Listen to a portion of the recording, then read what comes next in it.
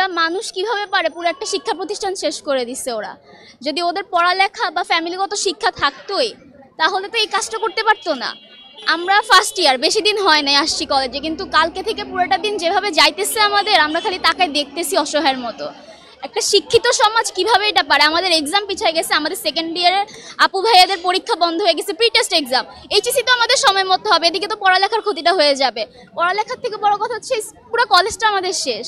এরকম কলেজ ঠিক কয়টা আছে আমার জানা নেই, বাট আমাদের কলেজ প্রচুর উন্নত ছিল, প্রত্যেকটা জিনিস ছিল, প্রত্যেকটা জিনিস ছিল আমাদের উন্নত মানের, সবকিছু ছিল। যে কলেজ থেকে আসছে সেই কলেজে এইসব আছে কিনা, ওরা দেখছে কিনা আমার খুব জানার ইচ্ছে, ওরা এইসব দেখছে কিনা, আমরা পাইছি জিনিসগুলো। ওদের আমার কেন জানি মনে হয় জিনিসগুলো হিংসা থেকে করা হয়েছে, জেলাসি ছিল, একটা থার্ড পার্টি ছিল এখানে সারাক্ষণ, পুরো কলেজটা শেষ করে দিচ্ছে, কিছু বলার নাই। অনেক রাগ হয়েছে, আমি কালকে এতগুলো দেখার পর আমার অনেক রাগ হয়েছে, কষ্ট লাগছে, যেহেতু অনেক শখের একটা কলেজ, নতুন আসছি, অনেক স্বপ্ন ছিল এখান থেকে একটা ভালো রেজাল্ট করে বের হব। আমাদের কলেজ কিন্তু অনেক ভালো করে আমাদের পড়াশোনা একদম হাতে ধরে কলমে আমাদের একদম পুরো গাইড করে। তো এখান থেকে কি হয়ে গেল তো অনেক কষ্ট লাগছে, আমরা এটা আশাই করিনি ওদের থেকে। ওরা যদি একদম শিক্ষিত ফ্যামিলির ছেলে মেয়ে হইতো, অফকোর্স ওরা এটা করতে পারতো না। আমার মনে হয় না, এগুলো সব অশিক্ষিত ফ্যামিলির ছেলে মেয়ে এসব করে দিয়ে। দীর্ঘ 13 বছর এখানে চাকরি করি, অ্যাসিস্ট্যান্ট প্রফেসর ইংরেজি।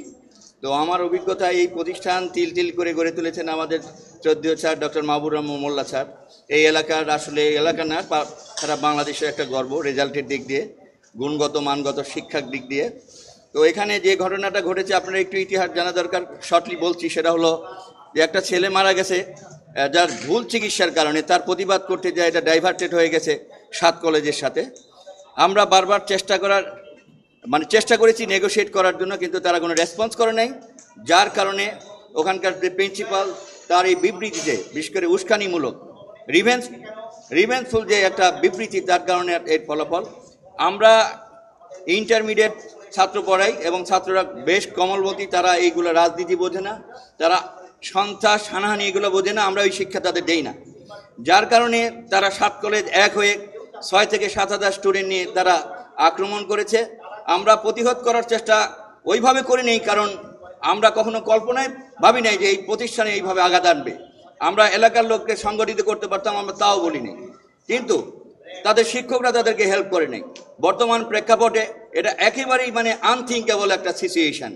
সুতরাং এই ঘটনার আমি তীব্র নিন্দা জানাচ্ছি এবং সুষ্ঠু বিচারিক একটা তদন্তের মাধ্যমে আর কোনো প্রতিষ্ঠান যেন এরকম হামলার শিকার না হয়, ছাত্ররা যেন তাদের ভালো একটা পরিবেশে ফিরে আসে।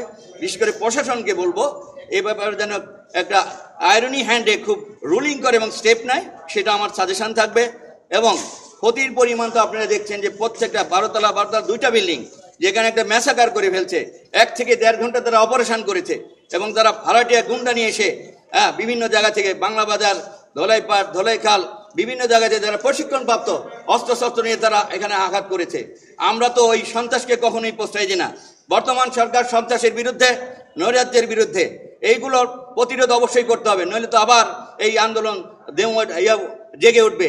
এটা একজন টিচার হিসেবে আমরা কখনোই এর প্রত্যাশা করি না, এবং এর সুষ্ঠু তদন্ত বিচার চাই, এবং অবশ্যই এই ঘটনার যেন উপশম হয়, সেটার আসল তদন্ত চেয়ে আমি আমার বক্তব্য শেষ করছি। এবং আপনাদের যারা মিডিয়াতে আছেন তারা অবশ্যই লিগ্যাল যে ঘটনাটা, এটা আপনারা প্রকাশ করবেন।